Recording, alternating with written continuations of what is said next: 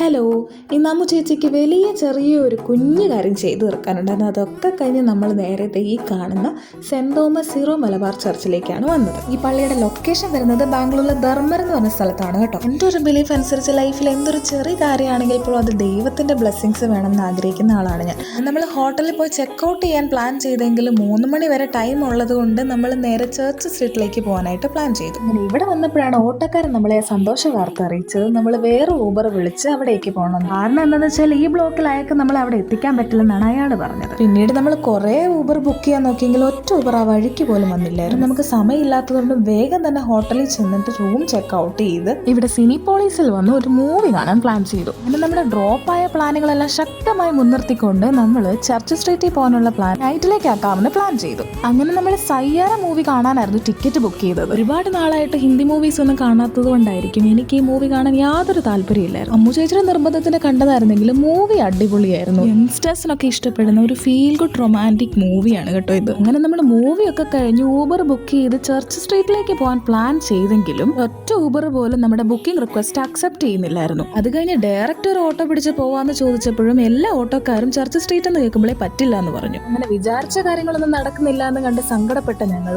ഈ കാണുന്ന ക്ലബ്സി ഷവായിൽ വന്ന് നല്ല അടിപൊളി കുഴിമന്തി കഴിച്ച് വിഷമം അങ്ങ് മാറ്റി. ഇന്നത്തോടുകൂടെ ഒരു കാര്യം മനസ്സിലായി, നമ്മൾ ബാംഗ്ലൂർ വന്നാൽ പ്ലാൻ ചെയ്യുന്ന കാര്യങ്ങളൊന്നും അതേപോലെ നടക്കില്ല എന്നുള്ള. അങ്ങനെ നമ്മൾ ബസ് കയറി ഊബർ ചുറ്റി ബാംഗ്ലൂർ കണ്ട കഥകൾ പറഞ്ഞ് നമ്മൾ അങ്ങനെ രാവിലെ കൊച്ചിയിലെത്തിയപ്പോൾ മുതൽ നമുക്ക് നല്ല വിശപ്പായിരുന്നു. അതിന് നമുക്ക് ഒരു കുറവും ഇല്ലല്ലോ. അങ്ങനെ നമ്മൾ ശരവണാസിൽ കയറി നല്ല അടിപൊളി ഒരു കോഫിയും കുടിച്ച് മസാല ദോശയും കഴിച്ച് വിശപ്പടക്കി. പിന്നെ പ്ലാൻ ചെയ്ത കാര്യങ്ങളെല്ലാം അട്ടർ ഫ്ലോപ്പ് ആയതിന്റെ സങ്കടത്തെ മറികടന്നുകൊണ്ട് ഈ ബാംഗ്ലൂർ വ്ലോഗ് ഇവിടെ അങ്ങനെ എൻഡ് ചെയ്യുകയാണ്. അപ്പോൾ okay, bye bye, thanks for watching.